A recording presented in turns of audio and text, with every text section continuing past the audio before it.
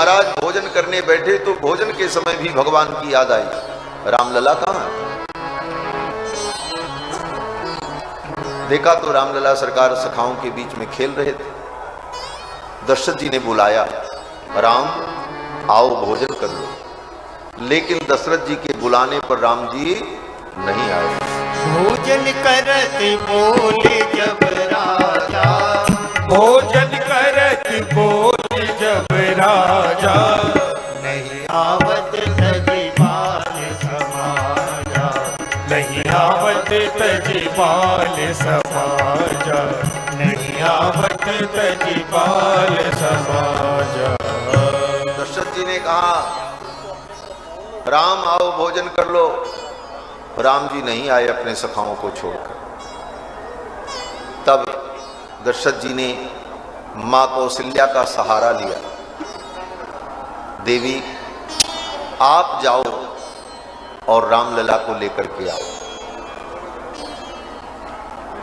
यहां पर वेदांत के एक भाव का चिंतन करना चाहिए कि दशरथ जी ज्ञान स्वरूप है और मां कौशल्या भक्ति स्वरूपा है। ज्ञान ब्रह्म को बुलाता है, आओ हे ब्रह्म तुम चल करके अपने चरणों से मेरे पास आओ। और जब ज्ञान के बुलाने पर परमात्मा नहीं आए तब भक्ति आई। कौशल्या जी कौन है? बोले भक्ति स्वरूप। भक्ति कहती है भगवान आप को मैं बुलाऊं, आप चल करके आओ, ये संभव नहीं है। मैं ही चल करके आपके चरणों में पहुंचती हूं, अपने पास मुझे बुला लो। कौशल्या जी चल पड़े राम जी को पकड़ने के लिए, लेकिन कौशल्या जी जब चली तो राम जी और भागने लगे महाराज। कौशल्या जब बोलने जाई, कौशल्या जब बोलन जाई, ठुमुक ठुमुक प्रभु चलई पराई, ठुमुक ठुमुक प्रभु चलई पराई। कौशल्या जब बोलने जाई, कौशल्या जब बोलन जाई। कौशल्या जी बुलाने गई तो राम जी ठुमुक करके और आगे भाग गए। मां कौशल्या के पकड़ में नहीं आते, लेकिन अंत में मां कौशल्या जब थक गईं तो राम जी रुक गए और मैया कौशल्या ने राम जी को पकड़ लिया और लेकर के आई। शरीर में धूल लगी हुई, सखाओं के बीच में खेल रहे। धूसर धूरी भरे तनु आए, भूपति बिहस गोद बैठाए। दशरथ जी महाराज ने अपने गोद में रामलला सरकार को बैठा लिया और भोजन कराने लगे और स्वयं भोजन करने लगे। कुछ देर भोजन करने के बाद राम जी को अपने सखाओं की याद आई, अरे हम तो यहां बैठ करके भोजन कर रहे हैं, मेरे सखा तो सब भूखे होंगे। सखाओं की याद आई तो रामलला सरकार दशरथ जी के गोद से उठ करके फिर सखाओं के बीच में भाग। भोजन करत चपल चित इत उत अवसर पाई, भाज चले किलकत मुख दधि ओदन लपटाई। दही और भात लपेटे हुए मुख में, हाथ में रामलला सरकार भाग गए और सखाओं के बीच में पहुंचे तो हाथ में जो दही भात लगा था वही दही भात का प्रसाद रामलला ने अपने सभी सखाओं को दिया। सब बांट दिया। जो कुछ हाथ में लगा था उसको झाड़ करके जमीन पे गिरा दिया। काक भुसुंड जी महाराज कौआ बन करके, कौए के रूप में वही खेलते थे, राम जी की बाल लीला देखते थे। काक भुसुंड जी ने उन अन्न कणों को चुन लिया और उनका पेट भर गया। अपने उन भक्तों की इतनी चिंता भगवान करते। काक भुसुंड जी कहते हैं कि लरिकाई जहाँ जहाँ फिरें तह तह संग उड़ाओ। जूठन गिरे अजिरमह सोई उठाई करी हाँ।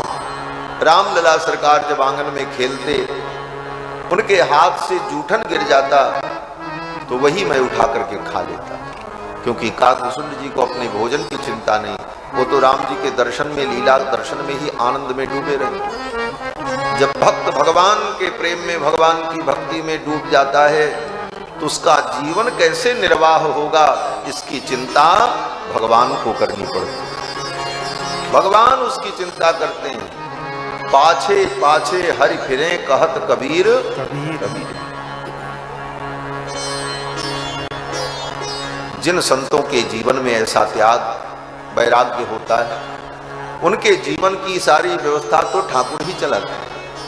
काकभूषुंड जी को अपने भोजन की चिंता नहीं तो भगवान को चिंता, भगवान अपने हाथ का जूठन गिरा देते और वही काकभूषुंड जी पाले। लेकिन कृष्णावतार में, बोले कृष्णावतार में तो काकभूषुंड जी को भी खाने को नहीं मिलता। कन्हैया कृष्ण के हाथ से छीन करके खाते थे।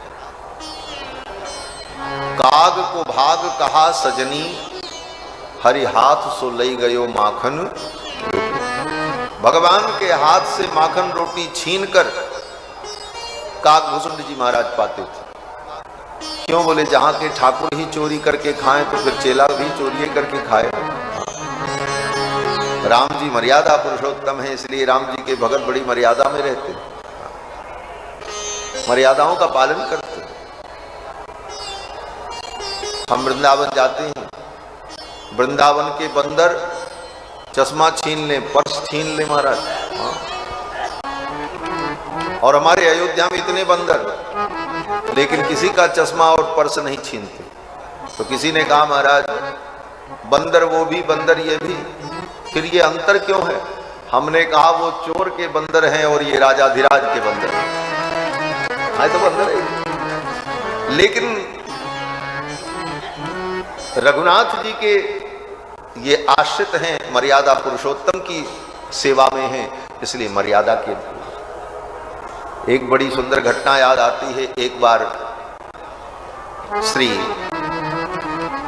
स्वामी अखंडानंद जी महाराज परम विद्वान श्री अवध में पधारे और हमारे अयोध्या के महान विभूति स्वामी श्री किलाधीश जी महाराज उन्हीं के यहाँ रुकते थे। एक दिन दोनों लोग और अनेक संत साथ में थे, श्री कनक भवन बिहारी जी का दर्शन करने गए।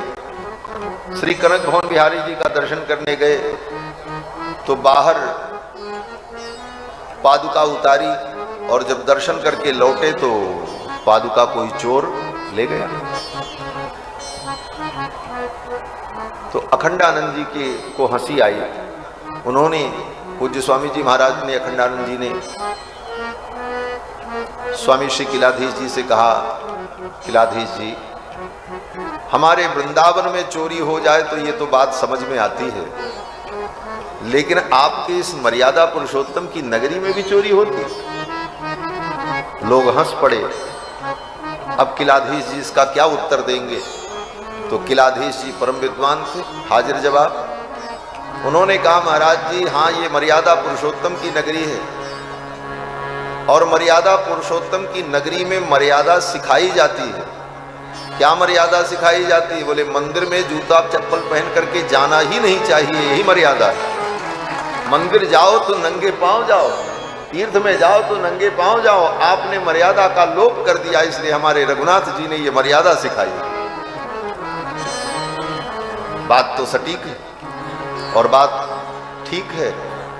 तो कहने का तात्पर्य कि श्री रघुनाथ जी अयोध्या में इस प्रकार से विविध बाल लीलाओं के द्वारा अपने भक्तों को, माता पिता को परम आनंद प्रदान करते।